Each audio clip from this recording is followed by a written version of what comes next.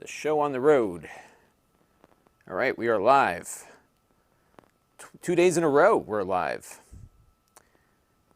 And it's all about time, or lack thereof. Let me get the Amazon stream going here, and we'll get my vMix thing going here. And Tomaz, thank you for the follow. Looks like you might have followed in anticipation of this, this opening. And we're going to do a couple of things on this one. Actually, just one thing on this one. Let me just grab make sure our YouTube stream is working here. And then we'll continue onward. All right, yeah, we're moving. And we got people coming in already. Perfect.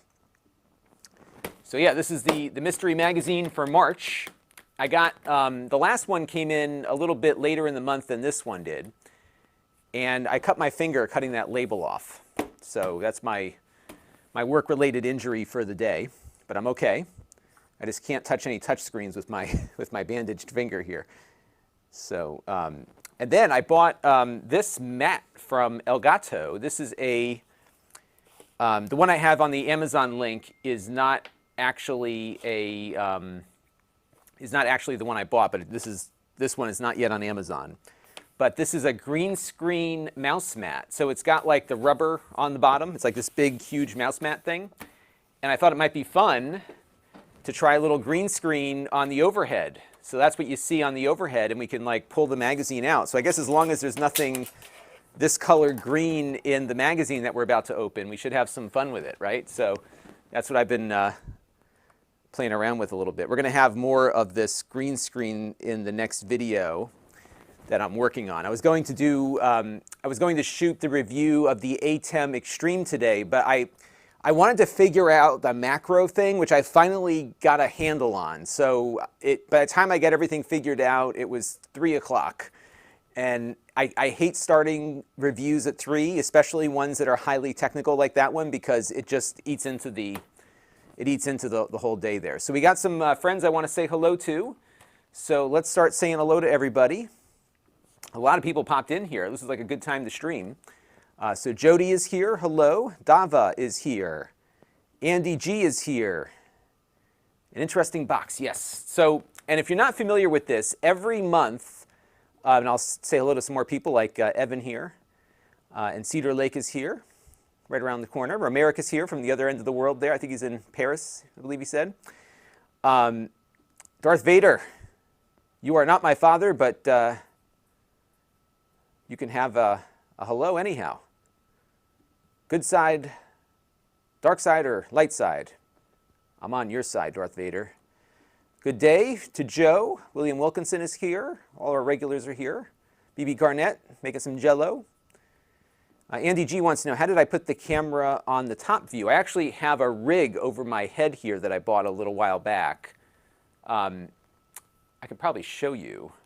Here, let me show you with my second camera here. So I have so that light stand holds up part of the rig. And I'll tilt, oops, I can't go too, there we go. I just bumped it.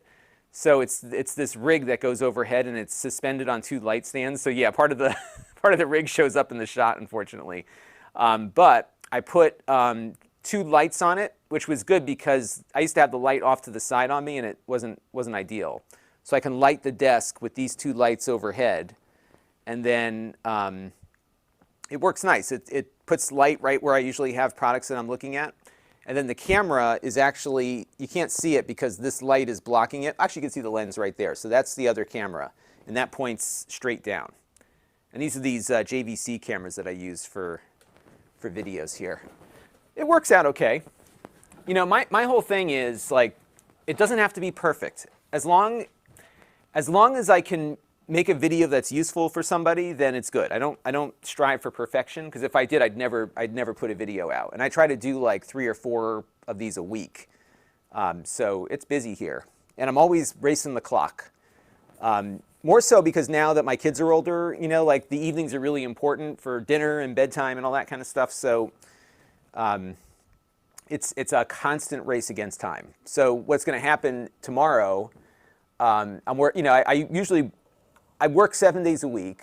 I don't work all day, 7 days a week, but this weekend is going to be a pretty busy working weekend. So tomorrow I'm going to do the ATEM Extreme review because I want to have that one ready for Saturday night. Because I have a feeling, so the next video that's going up is a printer review, and those never do well with subscribers, but they do exceptionally well over the long term.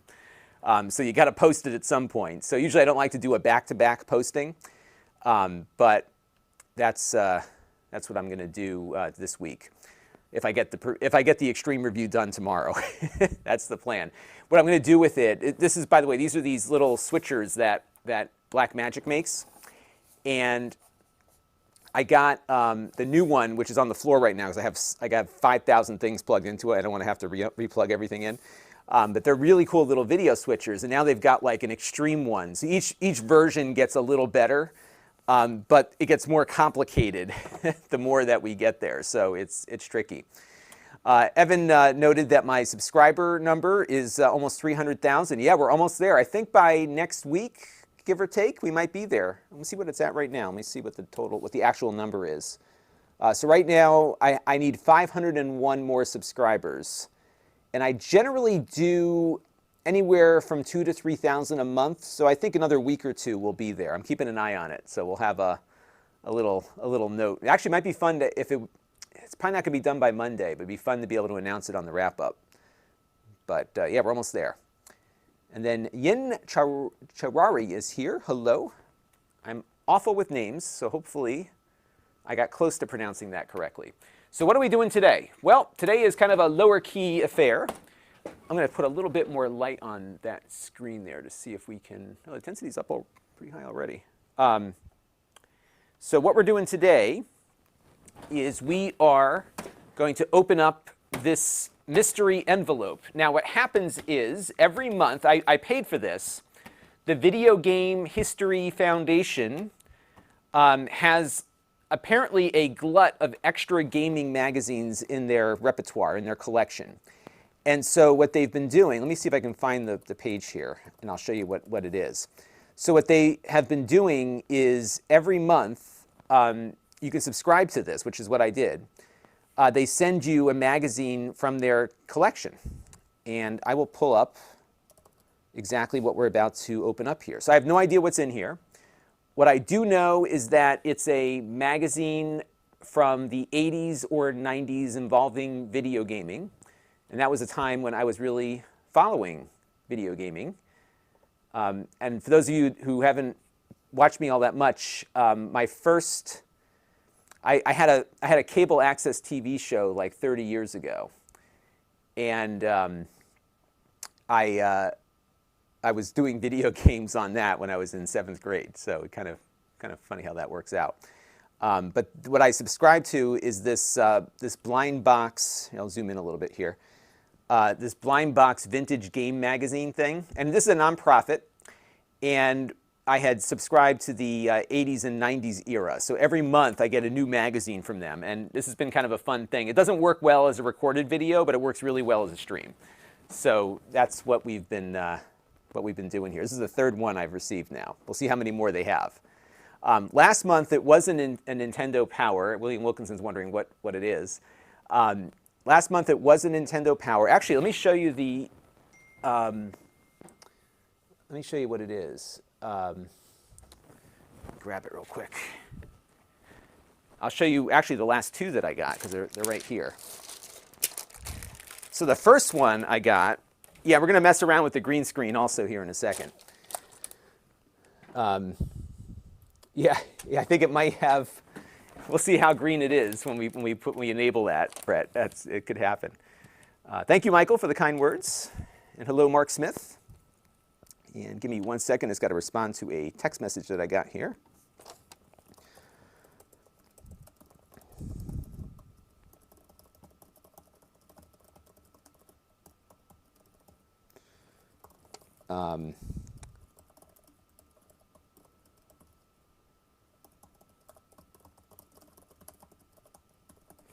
Okay, so this is what I got. This is the first one I got was actually really good. So this one, and why it was really good was that look at the date on this one was May of 1995. So this was right when the Sega Saturn was coming out. So it was kind of, actually this is good because I can zoom the camera in a little bit and get an idea as to exactly like how close I can get in with the camera here. What was great about this one was that it was right when they were transitioning out of the 16-bit consoles to the new ones. So there was just a lot of content in this one. So this was the first one I got. And I was really happy with this one. And what you get is like, I mean, it's not just them shipping you some dingy magazine. I mean, it comes in a nice envelope, you know, little plastic envelope, and you got a certificate of authenticity signed by the two principals of the nonprofit. So it's good. And the magazines have been really good quality. So the other one I got was this Nintendo Power. And this one was dated, what was the date? December of some year. It just said December, volume 103. This was around this, I think it was 96 or 97, because this was when the Nintendo 64 had just come out. So yeah, see, this is one that would set off that green, I think. We'll see. So that was pretty neat. Yeah, so it's cool. And then I got in the green screen mat here. So I thought this might be a fun experiment just to see how this overhead green screen thing can work. So that was my plan. So now I think what we should do is let's key out the chroma key. So let's add in, do my local desktop capture here. And you can watch me key this out as we go here. So let me pull this up. This is going to get really super confusing. And what I'm going to do is go into this input, and we're going to go to color key. And I'm just going to select the color of the green here. And then we can just adjust this until we get a nice clean key. That's it. I think it looks pretty good already. And so now what I can do, this gets kind of wacky, but what you can do with this, now that we have that keyed out, is, here, I'll go back to my first camera position here. So now that that's keyed out, I can just put this on top of, top of myself, like, hello. And I can move it around. Isn't that wild? But look how, so I'm just moving it on the green screen here. But look, you know, isn't that neat to have? So you can think about like some of the possibilities you can do with a green screen on your overhead camera. And what's so weird is that I hadn't thought of this before. To do this, like, you know what I mean? Like, this shows you just like you could be doing this forever, and something so simple like, hey, why don't I put a green screen on the desk? And I hadn't even thought about this until I saw this for sale. And this is the Elgato version, but there's others out there. So Andrew in the Amazon chat wants to know if I can be his dad. See, my kids don't appreciate any of this stuff. You know, like. I thought I'd be, if I had nerds for kids, I'd be the coolest dad ever, but my kids aren't into anything like that I'm into, which is really a bummer. I'll get them into it eventually. Flood of Sins is here. Michael Butler was talking about X-Band. Yeah, so X-Band was like a modem that you could run with your Sega Genesis and your Super Nintendo back in the day. Andy says the package looks vintage. So we should take some bets. I don't know if Handquake here was trying to take bets as to what the date would be on this magazine. So now we got to figure out what we want to put in the background for this shot. Because right now, if I switch to that camera, it's just this like black background. So what do you think, folks? Should we put in, I mean, I could do like a color. Let me see what I have for options here. Here, let me pull up the screen. And we're going to go to Add Input. And we should see what I have for options. So I could do like just a color. I could do like a gradient maybe. Let's see if I have an option for that. So if I go over to color, I can do color bars. That's probably not going to look all that great. Yeah, so I can't really do that. So I need some creative thoughts on what we can put for the background. I mean, I suppose I could just put like a white background to start, because if I do this, now watch, so I click on that, and then if I go here, I'll take this live here. Well, actually what I'll do is I'll pull this up on number 2, and then you got this just white background here. It looks like a pretty clean key. And again, because it's sitting over, actually it might be kind of fun to do it this way. What do you think? You all tell me. We'll have to figure this out. All right, so some guesses here. BB Garnett says 91, Handquake says 94. So let's see what it actually is when we unbox it here. All right. So, I'm going to fix this camera angle because it's driving me crazy. It's a little crooked. Just want to straighten this out a little bit, and then we'll, so I need to do a little bit of that. So what it is, this camera's at an angle, a weird angle, so I have to always get even if the tripod looks like it's in a good spot, it's usually not in a good spot. Okay. All right. I think this is kind of meta, so maybe we'll do that. Okay. Shall we open it? Shall we? You ready to do it? So one thing Andrew's saying, it would be cool if I could put it in the corner. Yeah, so you could move this around too. Because what I could do is I can adjust here. I'll show you the position thing here. So let me turn this off real quick so you can get the context. So I can turn this off, and then I'll go back to our screen here, and I can adjust the position of it so I could move it into the corner here if I wanted to. And I'll show you now. I'll pull it back live. So we'll go back to this view, and then we'll pull it up. And then if I go back into the position thing, I can move it around like that. So yeah, it's neat. It's neat just having this as like, I just think it looks weird having where I could put it up over in the corner here or something. All right. But it's a nice clean key. Okay. Let's open it. So we got 96, 91. Let's take a look. Oh, that's really in there. Okay. All right. This is the moment of truth, everybody. It is, imagine, okay, so they were one of the bigger publishers back in the day. And Ultra Game Players. I don't think I remember this one. So this is probably the least quality version as far as like the actual physical quality of it. It looks like it got a little damp.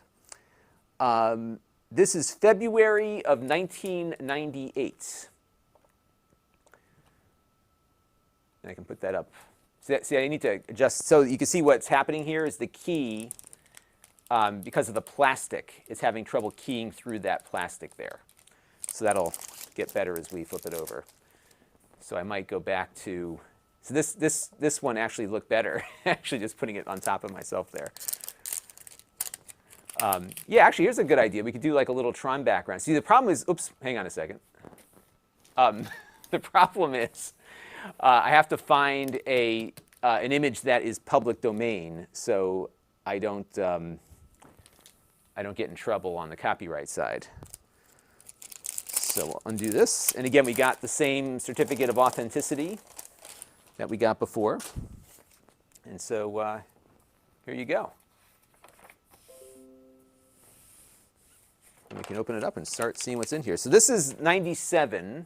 And so in 97, I was, how old was I in 97? I was 21. Was I 21 yet? I think I was 21. Yeah, I was 21, I think, is when, February 98. No, I was definitely 21 in February 98. So at this point, I was a senior in college. And so I was mostly a PC gamer at that point. We did have a PlayStation in the dorm room.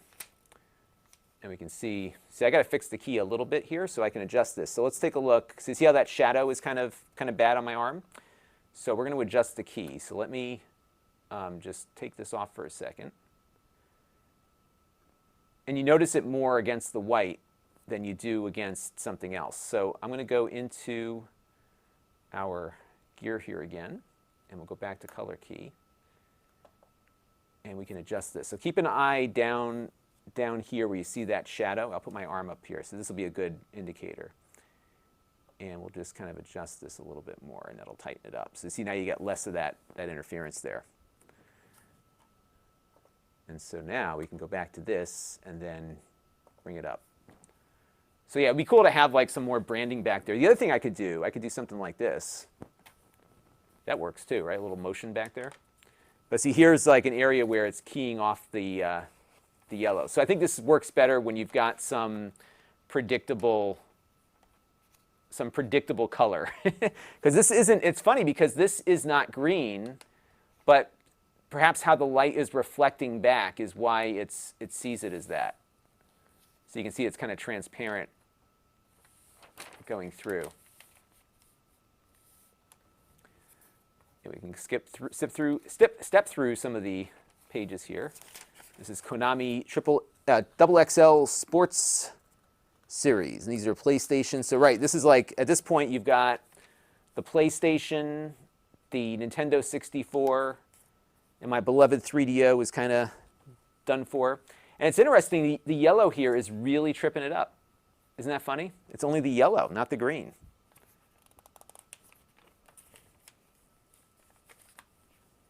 So this is like what I got to make some adjustments on in the future here. So I don't recall this magazine. Because at this point, I was like into PC Gamer magazine, and that was it. And then you got Duke Nukem. This is the Total Meltdown edition for the PlayStation and the Nintendo 64. Yeah, I think this is not working too well. Let me go back to, you'll turn the key off for a second. You can see how it looks. See, that's it. It's the yellow that's throwing it off. And I guess I could maybe adjust that again, get a better sample.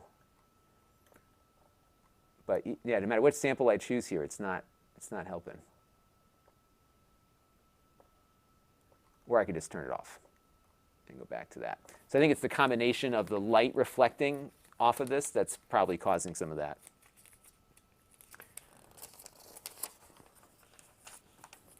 So I think this will be something I use in a different capacity. Like when you've got too many unpredictable colors as you turn the pages here.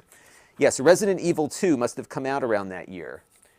So we had a PlayStation in my apartment. So we had an on-campus college apartment, so we definitely had the PlayStation. That's what we had hooked up.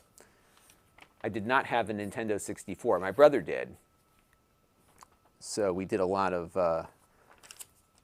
You know what I loved on the PlayStation 1? And it was NBA Jam. They had a great port of NBA Jam on the PlayStation. And here we've got... look at this thing. So this is... I wonder if anybody has a copy of this. This is an image capture... Okay, there's two things. This is an image capture cartridge for the Nintendo 64. So this was a Nintendo peripheral. Does anybody know about this? Look at this. Where's Modern Vintage Gamer? We should ask him about this one. Image capture cart, digital camera. So how does that work? You can plug in any video. Oh my goodness. So you would plug in any video source into the RCA jacks and capture still full-color images directly onto your Nintendo 64. So it would just be still images, like a video grabber. And then it was designed to use, so remember they had this hard drive for the Nintendo 64 that would let you, what's going on here? Hang on a second. Hang on, I had this on overlay. They had a disk drive for the Nintendo 64 that would allow you to, let me just reset the position here. It was basically like a hard drive. It was like a removable 64 megabyte drive that you would attach. And that's neat. So what it would do is it would capture still images of whatever you had plugged into it, and then it would save it onto the drive. That's pretty crazy. And then, of course, you've got the now legendary Game Boy Pocket camera and the printer. And you've probably seen people do stuff with this on various, because this did exist. These two things. This I don't remember seeing anywhere. And this, biofeedback, so it's not just a game, it's therapy. Nintendo I think somebody needs to dig into the history of this stuff, because like people do, Kelsey Lewin does these, Modern Vintage Gamer does this.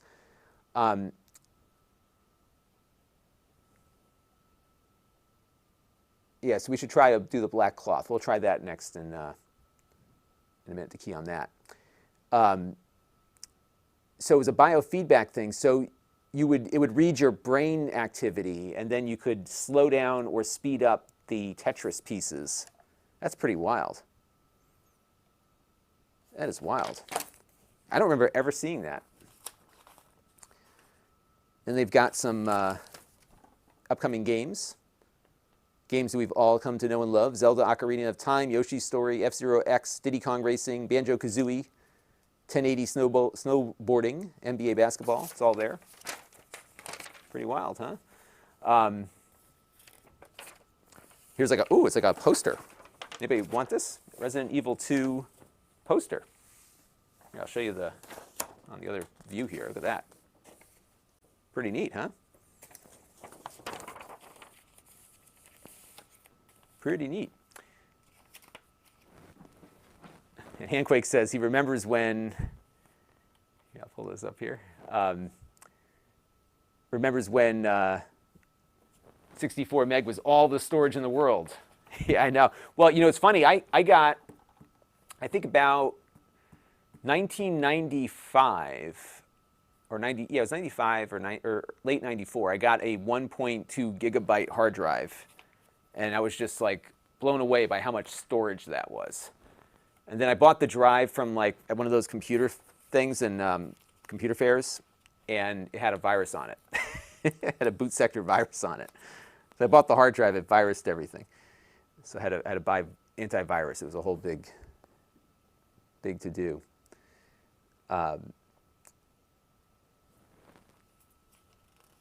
Here's some, what are these? So these are some like upcoming games. Oh, actually, wow, what is this? So they were still making Commodore 64 and Intellivision. Oh, these are just people's favorite games, okay. It's funny, I don't ever remember Ultra Game Players. But it was published by Imagine. I think they did PC Gamer too at that point. They did a lot of these gaming magazines back then. So here you've got like a write-up on the Zelda Ocarina of Time, Tekken 3, Breath of Fire 3, Newman Haas Racing, PlayStation, PC, PlayStation. Yeah, PlayStation was a big deal. And you've got the Nagano Olympics. Yeah, Mark Smith, along with 640K of memory. And that was another problem because part of the challenge of trying to play a PC game back then is that you had to make a boot disk that would keep that 640K free, right? That was always, or as free as possible. So some of the games needed like 600K of conventional memory, and it was always so hard to get there. You had to figure out, what you needed versus what you could do without. We live in much better times now. What is this one called? This is Skull Monkeys. It's like a little claymation digitized thing, right? So it's like Nintendo 64 and PlayStation. Those were the dominant consoles at that point. Because I think the Saturn was like largely starting to fizzle out at this point.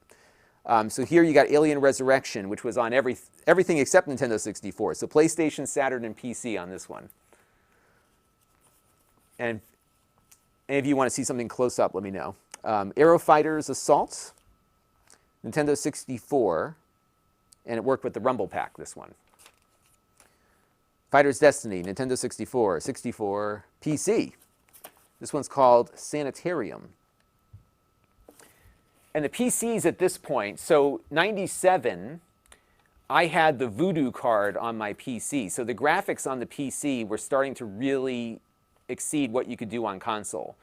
And for a short while, the console 3D graphics were better than the PC because the consoles were doing 3D acceleration. So if you look at the 3DO, that arguably had better graphics than the PC without the Voodoo card at that point.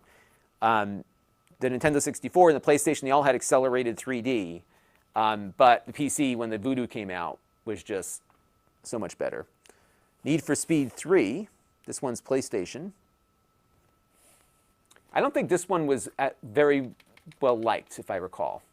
The first Need for Speed was awesome. Rascal, PlayStation. Quake 64 on the Nintendo 64. And if you had a PC, like, why would you even bother? You know what I mean? And Quake supported the Voodoo card. So we used to, I had a friend that, so I had a friend who would come over and he would just sit in my room and play Quake 64, Quake on the PC, on the internet, the early internet. He was blown away by the frame rates and the graphical fidelity. Michael Butler says that Quest 64 was by far one of the worst games on the Nintendo 64. Do they rate it here? Let's see. Quest or Quake 64? Quest 64. So they did not rate it. They just said, it was just kind of a preview. It says, well, THQ's ambitious 64-bit effort is inching closer to full realization with the impending second quarter release of Quest 64. Imagineer is the developer. The game is rumored to have 130 other characters. And the Nintendo 64's internal clock will keep the time of your game, ensuring the experience spans both day and night. And they said Quest 64 looks like it's shaping up to be a solid RPG, but that is not the opinion of Michael Butler here. He said it's one of the worst games.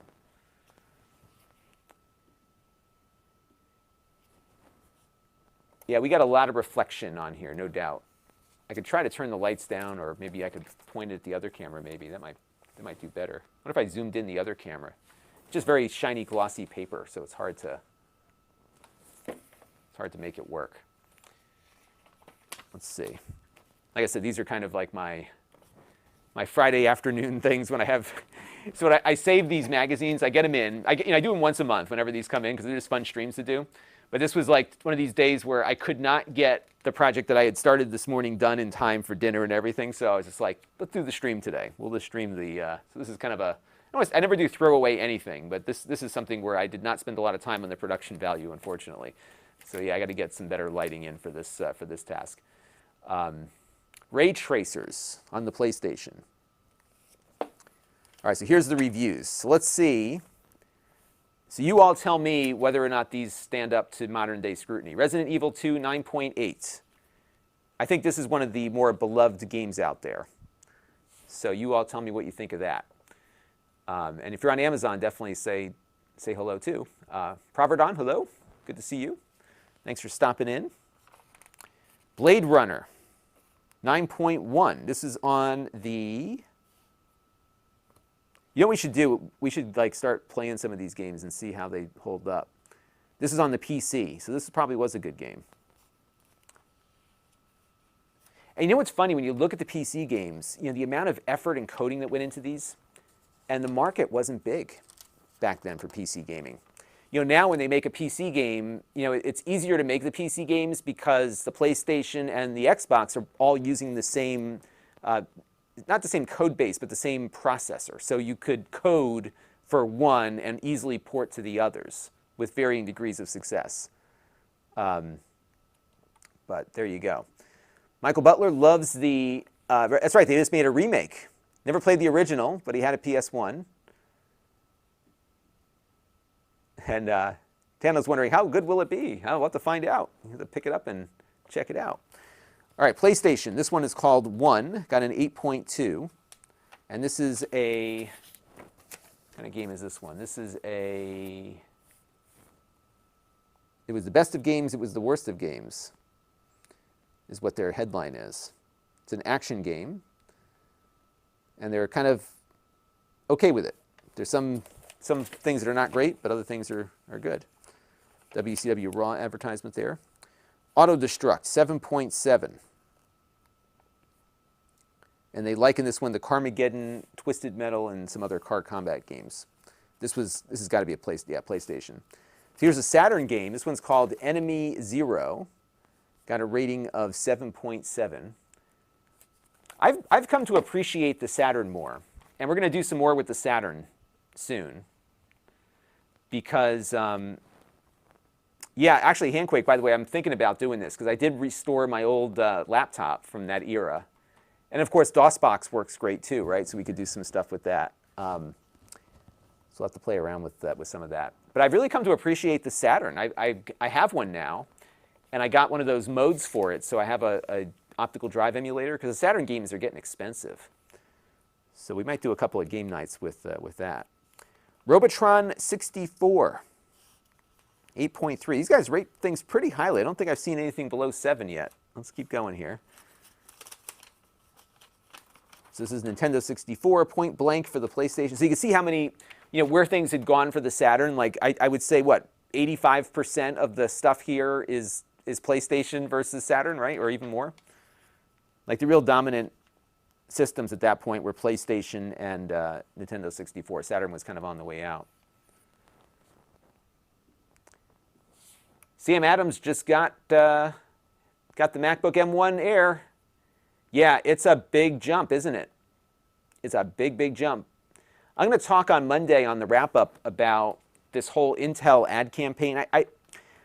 Unless they've got something really big they're going to announce on Tuesday, I think they're getting a little, I don't know. I get the feeling that somebody in the executive office suite there is just like, we got to go after Apple on this M1 thing, make some ads, Like it didn't seem like there's any strategy around it. So, so what's this, Michael Butler asks. Breakthrough, the video game glove. You would think after the Power Glove didn't work out that they would not have tried to make another one. So this is easily, so PS Extreme says that this is easily the most innovative product on the market. Enter a new era of gaming control.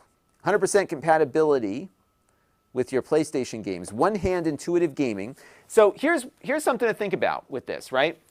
Because it works on one hand, so if you have people who have a disability, from an accessibility standpoint, this is the kind of stuff that might be useful if it actually made it functional. So, so if it's kind of a mechanical process, it might be better than the Power Glove. I found the Power Glove to be awful on the Nintendo, with one exception. On the Nintendo, the one exception was Mike Tyson's Punch-Out. That game was kind of fun with the Power Glove. And there was a few Power Glove-specific games, and those were actually playable also. But it's when you try to adapt that glove thing to something else, doesn't work. Doesn't work at all. What do we got here? We got Dragon Ball, The Final Bout, Ray Tracer, and Lode Runner. That's right, they made a remake of Lode Runner, 6.2, not good. Ray Tracer, 5.0. Ooh, that's a brutal score. Yeah, so all the lower scoring things they put in the back there. And here's the sports games. In the Zone 98. Has the worst possible Jordan clone. Is that because they couldn't put Jordan in the game? Wait a second. Hang on, let me read this real quick here. All right, NBA in the Zone. Because Michael Jordan was still playing at that point.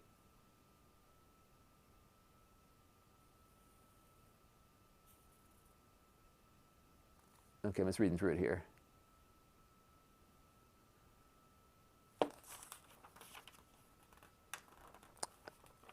I'm not sure. I used to, so I would play NBA Jam. I would always be the Bulls because they had the strongest team at that point.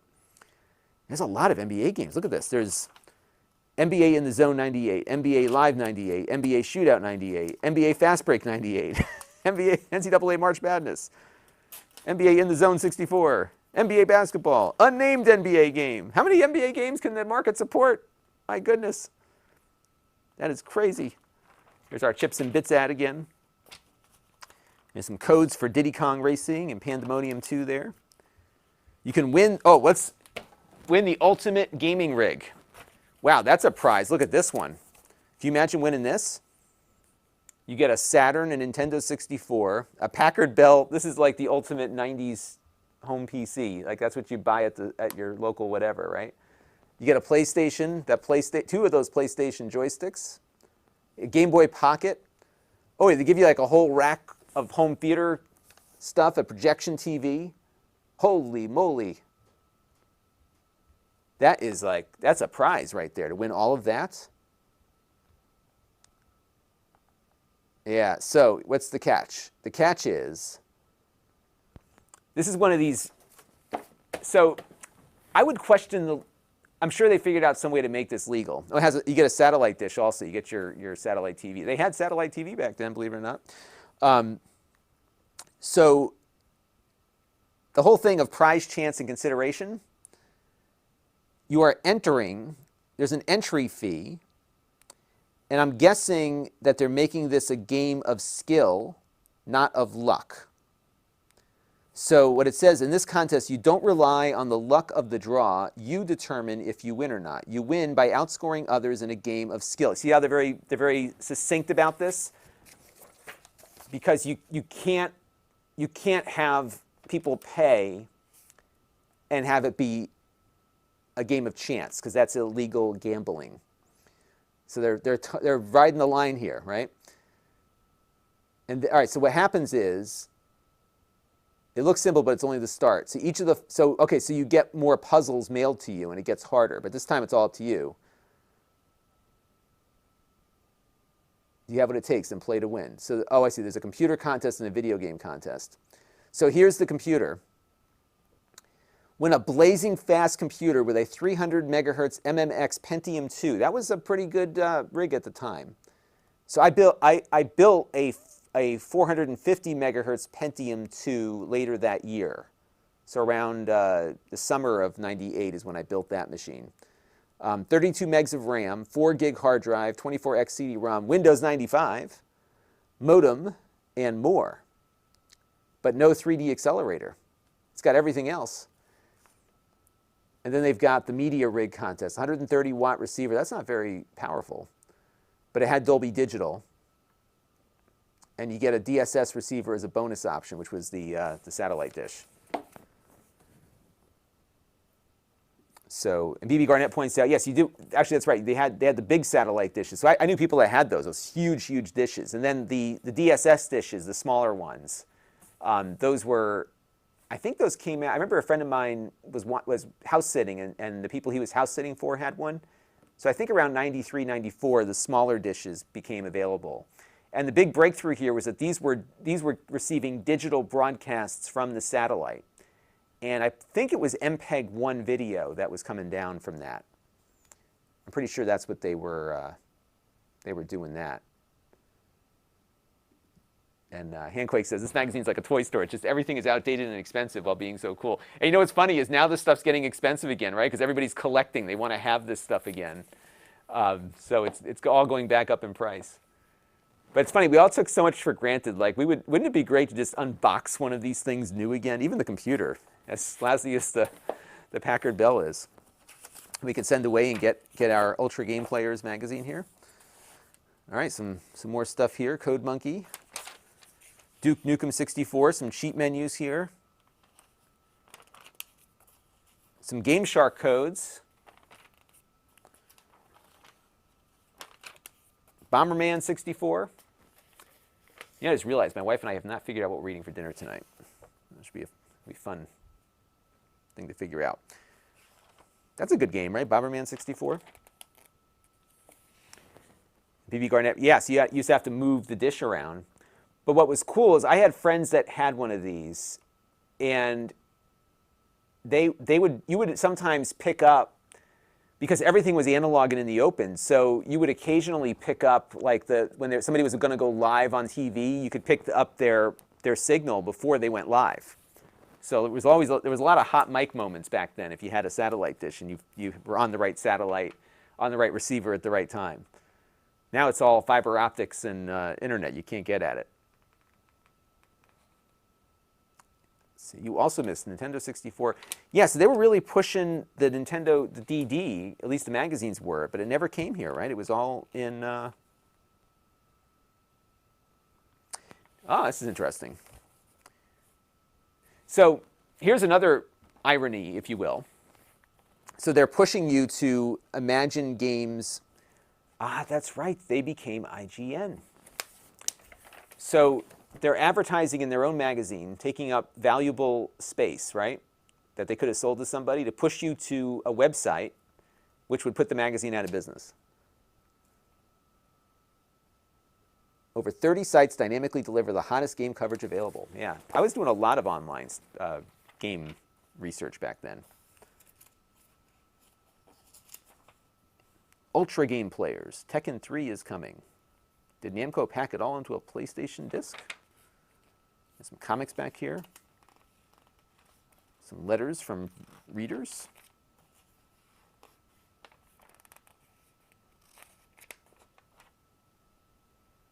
Some other game ideas. And, oh, do you Yahoo? Yahoo chat. What a cesspool that turned into, right? You don't have to subscribe to any online club or service with us. You know what that means? Yep, it's free. Blab on. Yeah, until the spammers and everybody else showed up there, right? Look at that, a full-page ad for Yahoo chat. I think we were doing AOL Instant Messenger at that point. That was a big deal on my campus. So Handquake is enjoying it. Yeah, this is fun. You know, this is like a really good live stream topic. It doesn't work well as a recorded video. I tried both. But as a live stream, it's a lot of fun. But I don't think we have that many people tuned in. Yeah, we only got like 50, 60 right now. But it's kind of fun. And people can watch later if they want to tune in later. And they have a tip line. Remember the 900 numbers? $1.49 a minute. So what's that in today's money? So $1.49, 1998 in 2020. Let's see. So this was about $2.40 a minute to get the tip line. Now think about this. If you called the number, how long did it take the person to look up the tip, right? So, I mean, how many games were around at that point, right? So you call up. Maybe you had to go through a menu or something. Yeah, so here's what they say. This is probably baloney. The calls are 3 minutes in length, average. Unless it was like some menu-driven thing. But if there was a game counselor on the other end, they'd have to look up the game, right? So it could take 2 minutes just to get to where you want to go. Here's the upcoming releases. If I want to see some of those. I was trying to see if there's anything that I remember. That was a big deal. Excuse me. Heavy Gear. You know what's funny, though? You look at all these companies, they're all still around. Acclaim isn't, right? Acclaim went out. But Acclaim, Konami, Atlas, Titus, Activision, they're still around. Electronic Arts, Psygnosis, who I got absorbed by somebody else. Activision, Namco, Electronic Arts, Eidos. Road Rash 3D came to the PlayStation. That was not a good one, if I recall.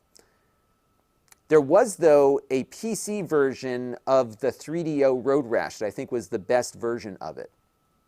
But I could not get it to run on my PC. NBA Jam 98 coming in March for the Nintendo 64.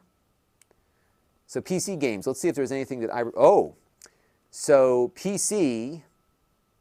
All right, so this is February of 97. I'm just looking through all this stuff here. MechWarrior 2 Titanium Pack. Yeah, a lot of these games got released on CD-ROM that were not initially. And then on the PC in March was when Half-Life was released. Half-Life. That's where it all started. So you could, Valve and Steam and all that, kind of began with that game because that was like their big hit.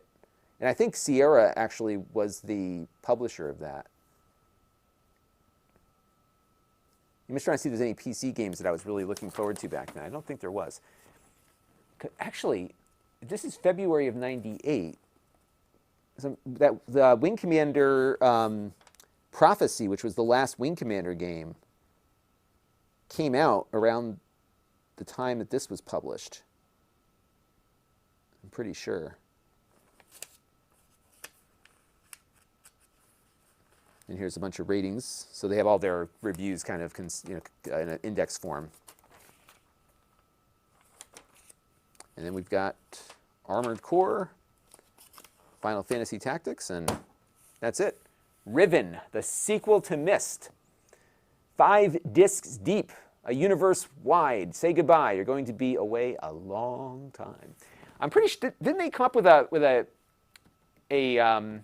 VR version of Myst or something that's coming out soon? I'm not sure. Wolf Factor says the Road Rash, by the way, thank you, by the way, for the super chat, Wolf Factor. Road Rash for the PlayStation is the same as the 3DO version. Yeah, I think it was the same, right? George T, I want to also thank some other folks too. And thank you again for the super chat, Wolf Factor. I want to thank George T, David, and Tomaz for following me on Amazon. Much appreciated. Yeah, we do all sorts of fun little techie streams here.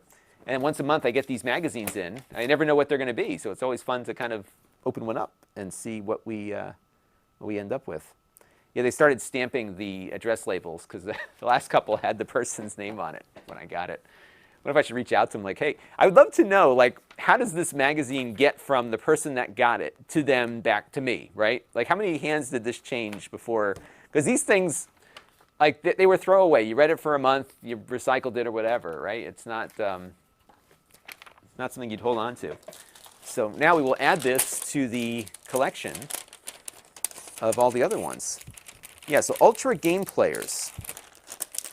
One of IGN's print publications before they became a big online powerhouse. So now we will add it to our collection.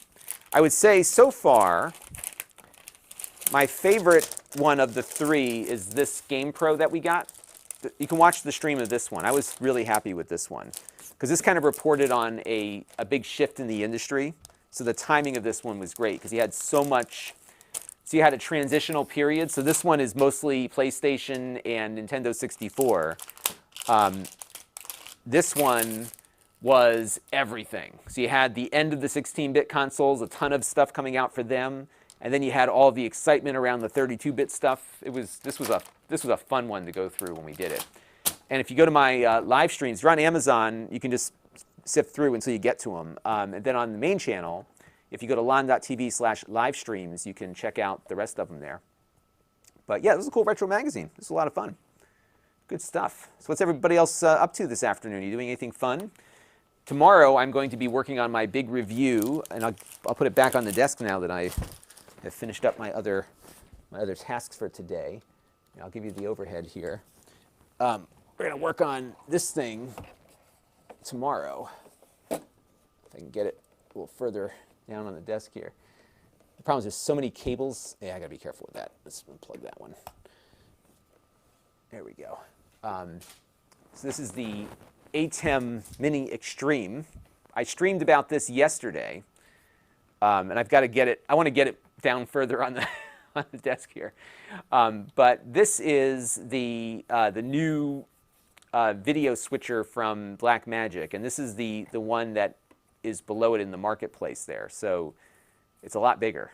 I mean, it's like almost two ATEMs wide here. So this is tomorrow's project, is to review this thing. And you can watch, I finally got a good, I figured out the macro buttons here.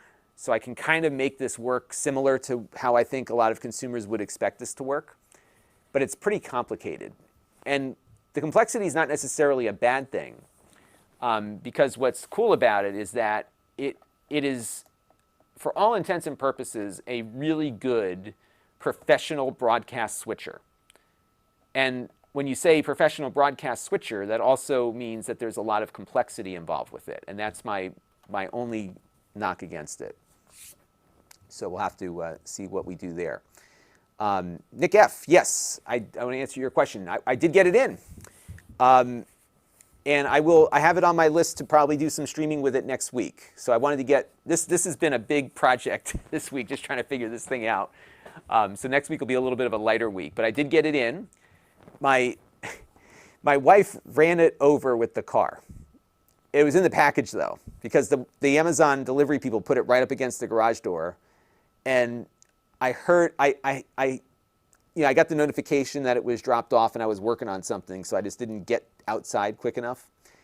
And and then I hear the garage door open, and then I heard the minivan come into the garage, and then I heard the box getting dragged with it. So it wasn't good.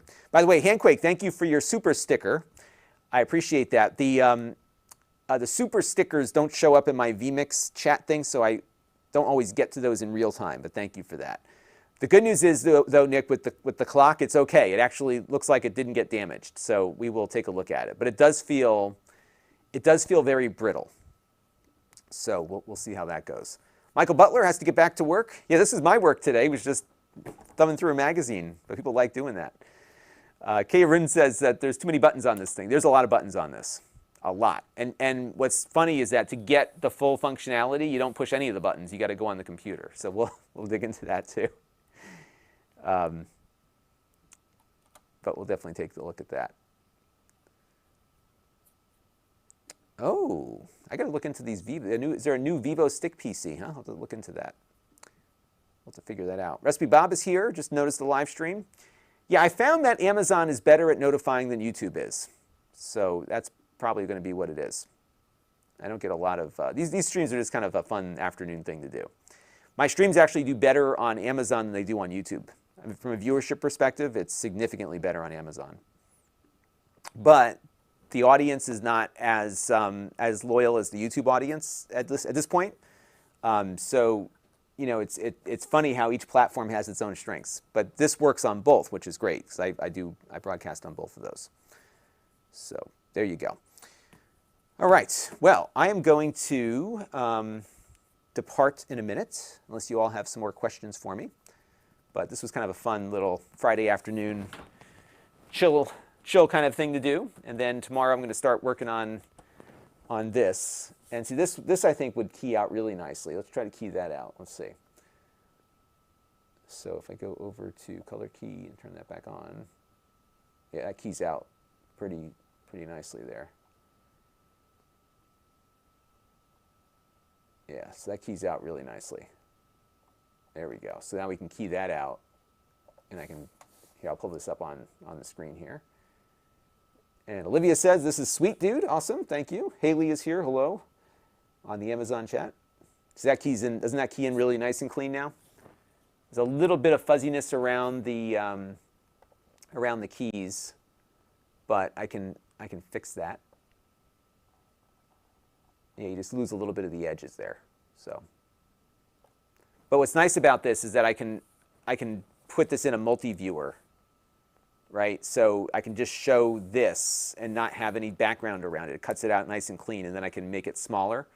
So for example, like when we do the actual video, I can zoom it out and kind of position it in a way that gets it out of the way. So I could have it down in the corner here and have my hands over it like that. Isn't that cool?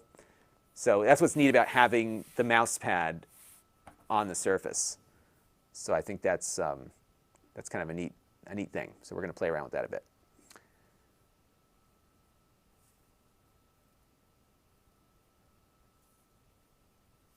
Ah, Nick did tell me about that. Sorry, Nick. My memory just doesn't work anymore. I have so much tech in my head, I have no idea whether I'm coming or going anymore.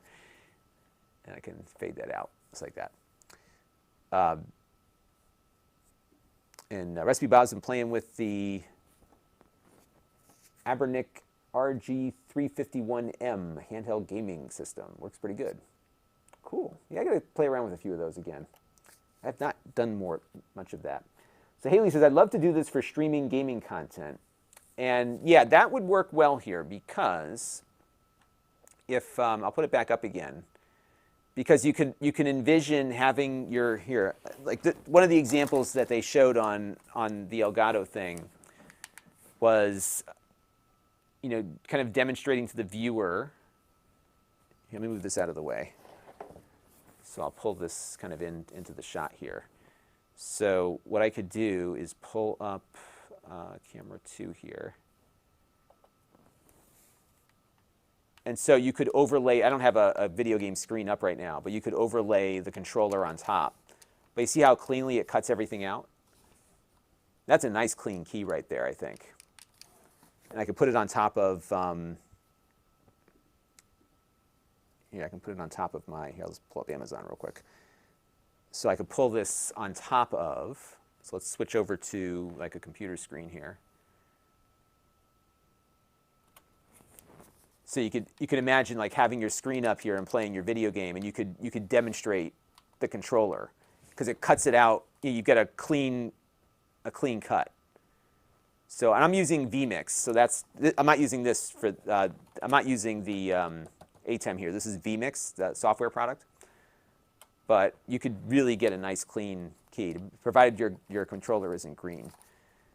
So I got to adjust the edges a little bit on it, but that's the kind of thing you can do with it. Isn't that neat? So that's really handy. And then I could adjust the size of my hand here. So I'll show you my vMix screen here. And this is cool because you can actually see the impact of this. So I can move it around to different parts of the screen. And then I could zoom it in and make it larger too. So I could reset the zoom and have it be full size, just like that. But it's nice because it gives you the ability to get more out of the screen. And that's why this is so useful for streamers, because you can pull this right out. And then you can make it smaller and you don't have to cut out all the other stuff. So I think that looks really nice and clean. And again, I just have to adjust it a little bit. It's really hard to get a good clean key. Lighting is really important. What's tough on a green screen that you're doing on an overhead is that you should probably get some more lighting in on the side to cut down on the shadows. So normally, like my other green screen, what I usually do is I light the green screen separately. So I have a light kind of lighting the green screen to keep it consistent. And then there's a light on me because you really want to cut down on the shadows. And vMix here is good about getting rid of the shadows, but you'll see, as the shadow, if I put my hand down flat, it doesn't look too bad actually. But you'll see some shadows kind of working their way into the mix here, and you'll get some clutter there. It's actually more visible if you on a white background. So you can see like my watch reflecting. You can see some of the shadowing on the fingers there. So like that stuff gets a little tricky. But I think it looks cool. So this one is the Elgato one. The one I have on the Amazon chat right now is a different brand. But it does, I think, work pretty nicely to have one of these. Elgato just came up with this. And it's a mouse pad, but it's green. So as long as you get the lighting, good. And you'll notice that my A button here is invisible. In fact, you can see my sweater coming through the A button. See that? Because the A button is green. So it's keying out the A button on the Xbox controller. But I don't think people would really notice that. And you can cheat also, because if you go in and just like make it a little bit smaller, right? You don't notice it as much. So for me, I found with green screen, cheating is often the best way to go about, kind of getting things good. But I like that, isn't it? And it's kind of neat. So there's going to be a lot I can do with this. Just because I'm often doing overhead and I'm often spending time cropping, I don't have to crop anymore. I can just green screen it. So I'm going to get a lot of use out of this.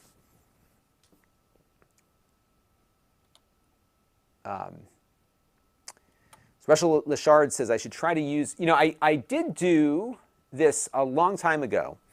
And you know what it was? It just took more time, right? So I should try to, that's neat. I can just have it like, position it wherever. So I should try to do a little bit more with green screen. I have two green screens. I've got one actually behind me also. So I have the Elgato one that I use from time to time. Oddly, the color of this one is different than the mouse pad they're selling. But I do have that. I just leave it down behind me here. So occasionally, if I have to do a green screen, I can just pull it up. So I don't do a lot of gaming stuff, but when I do, it's nice to have that option, and it just sits there. So it's pretty cool. What else did I? Nick, somebody else asked this question also. Could you key in the black pad on the side cam? The pad black and oh yeah, actually I could do that. Let's try that. So Let's see if we can do that. I think I have a visitor. Who's there? What's the matter? Okay. My daughter's coming downstairs, everybody. So we could try to key out the pad here. So let me show you what I'm doing here. And so we'll go over to my second camera. This one's going to be a little tougher because there's a lot of variation in the green. What do you got there, Care Bear? Did you make a, what is that? Is that a Pikmin? Can I see? Very cool. See, my daughter made a Pikmin. Is this one of the flying Pikmin? Yes. Very cool. We've been playing Pikmin 3. And we're going to play some Pikmin 3 bingo later, right? That's a fun game, isn't it? So what if we could have this, here, want to see something cool, Kara? So I'm going to make your Pikmin. Let me get rid of this dialog box here real quick. So we're going to make your Pikmin fly. So, no, we're live streaming right now. We are live. It's okay. So I can have your Pikmin, ready? I'm going to put them on top of the screen here. Let's go hit the 2. Oh, his eye, look at that. Why is his eyes invisible? Huh? You know why his eyes are invisible? Because his eyes are green. And this is green, so it keys out his eyes. Isn't that cool? Mm-hmm. Really nice. You're going to dry him out so you can be permanent? Mm-hmm. Cool. I'll be right up, okay? Okay. Say bye to everybody. That's Kira, everybody. You good? What? I'll be up in a little bit. Okay? What do you want for dinner? Food? Yeah, me too. Food is good. Yeah. Yeah. I'm Louis because I said food. Yeah, that's right. Louis in Pikmin says food all the time, doesn't he? Yeah. All right, I'll be right up. All right, so we could try to key out that. And let's turn here. I'll pull up my screen here so you can see what I'm doing here. That was Kira, everybody. Kira loves Pikmin. We've been playing Pikmin and Animal Crossing. Those are our favorite games. All right, so let me pick this out. And let's see. Chroma key filter. Yeah. Look at that. Yeah, so it's not lit evenly because it's a little darker here. But we can key it out like that. So now we've got this black mouse pad. That's pretty wild. That's real meta. And so let's see what we can do with that. I guess you could almost like adjust an image and have it go flat on there. So we could have it, let me find something. You know what I could do? I'm thinking out loud here. What could we put behind this? I gotta think. So we could I put me behind that? Let's see. No, because that's going to come over. So I think what I have to do is set up a little multi-viewer for this. So here, let me show you what I'm going to do. So right now we've got it keyed out kind of totally black there. So I'm going to go into my color here. And they've got this cool thing called multi-view. And this is why I like vMix better for some things. So, oh yeah, let's do this. So we're going to put the dark background in there, okay? And then we're going to run camera 2 on it. So watch this. You ready? Isn't that wild? So you can brand like your desk. Isn't that neat? So that's cool. Tyler, here, I'll pull up some comments here. Tyler's running, does vMix work on the Mac? It does not. I run vMix on a PC. You could run vMix on a, you could run it on a Mac running in boot camp on a non-M1 Mac, but it is Windows only, and it's amazingly powerful software.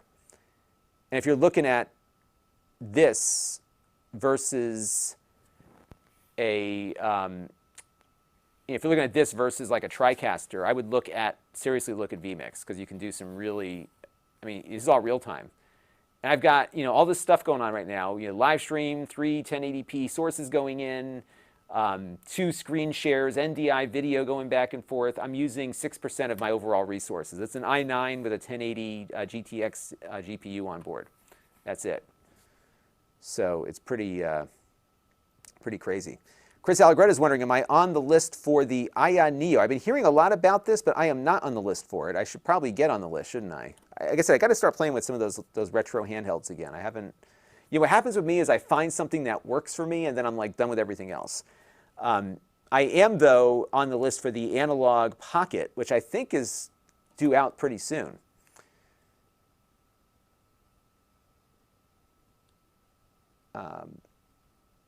Andy G says, please share a link of the green pad. So if you go on the video description, I've got one linked on Amazon right now. This is not the one, it's not this one. This is the Elgato one that just came out. If you go to Elgato's website, you can find it. I think they're out of stock at the moment. But there is a version of it. Isn't that wild? There is one that is not Elgato branded that's on Amazon, and I have a link to that. So if you click on the link, it'll go right in like that. But that's pretty neat, isn't it? So once this shows up on Amazon, I'll review the mouse pad. Here's a neat idea from Nick. Using colored lights to, you could key against that. You could do that too. How about a Zoom broadcast experiment? Yeah, you know, I've done, so these things are actually really good with Zoom, these ATEM things, because you can output the video from this as a USB webcam. The whole switcher output just goes out as USB. So I've actually done some, I've actually advised a couple of, actually one locally, a House of Worship locally, I got them going because they were doing Zoom services, and we wired in the ATEM Mini with USB and just had it work as a webcam, and it works great for them.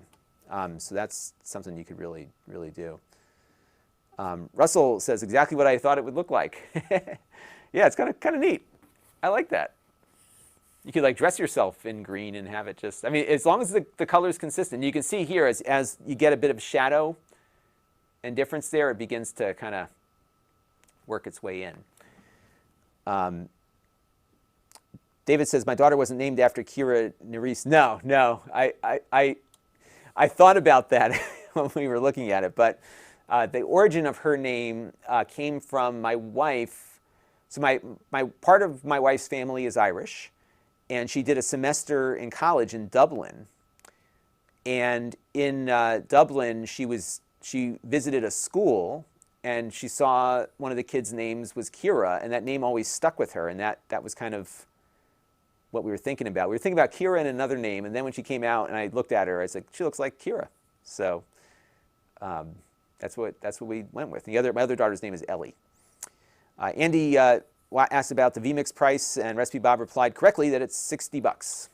So you can start there. The version that I'm using of vMix is about $700, but that's the 4K version. And so you get a little bit more functionality with the 4K version. And their pricing is incredibly reasonable on it. So definitely worth checking that out. And I'm sorry to be nauseating Deke here. Sorry about that. I will return to something less nauseating. I just thought it was kind of neat that we could run that loop darker thing there. I could put my, watch this one. Oh, this is cool. Wait until you see this one. This is cool. All right, you're watching? And I haven't adjusted the image yet, but I could stretch it too. Ready? You're going to love this. Isn't that wild? That is cool. And then we can get even crazier, right? Because I can go back into here, and I can make this, I could adjust the image, because right now it's just a flat image against it. But I could go in here, and if I go in and edit this, I can do that, but I could also, oops, wrong one. I can do that, but I could also, where is the, oh, sorry, I can pan, rotate, yeah. So I can stretch it out a little bit and then position it like that. So now it's kind of stretched. Isn't that cool?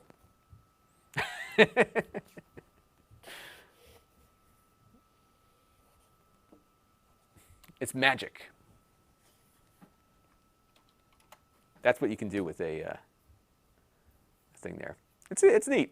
And as Recipe Bob says, vMix is awesome. I mean, it is amazing. Like I said, I had a TriCaster that cost a lot more than this. And once you figure it out, it makes a lot of sense. And what I really like about it is that you can build these. So you see what we built here is it's like a virtual input. So once you build it, you can switch to it. And that's been the one thing that's been bugging me with the ATEM thing here, is that you can't you can't like build things and then switch to them easily. You can do it with macros, which I'm going to show you, but in vMix, when you build something, it just gets built and it stays there. Then you can save the settings and come back to it later. So this thing is built, it's done. I never have to touch it again if I don't want to. Isn't that cool? And all of this, like I said, we're like 5 or 6% of the total system resources, including the 2 streams that we're doing right now. So I think that's pretty neat. Yeah, you can put yourself into any camera angle. You can just run yourself wherever. So pretty cool stuff. All right, well, I got to get rolling here because it is almost quitting time. I got to get dinner planned out. I stopped doing the meal. It's funny, when the pandemic hit, I stopped doing the meal kits. I don't know why we did, but like, for whatever reason, having the meal kit made more sense when we were more busy at night. Recipe Box, I can interview myself. Yeah, this is like a narcissist's best. I'm not a narcissist, but it's a great thing for narcissists to interview themselves. But you can see what you can do with a green screen mat like this. Pretty crazy. So, yeah. Fun with green screen. It reminds me of Wayne's World, right? They had that blue screen. They did the Delaware thing. That was a lot of fun. All right. Okay, everybody. Well, I am going to call it an evening. I want to thank a couple of friends here, WolfFactor56 and Handquake, for your super chats. And thank you all for tuning in. This was kind of a fun little afternoon thing to do. I didn't have enough time to do the big project, which was this thing. So I was glad that magazine came this week because it gave me something to fill in with. So that's what we did. And yeah, so that's the scoop. We'll be back with more though. So stay tuned, and we'll have a video up tonight around 7 o'clock or so, and then I'll be working on this tomorrow. So that's going to do it. All right, everybody. Thank you all for watching, and we'll see you next time. Bye-bye.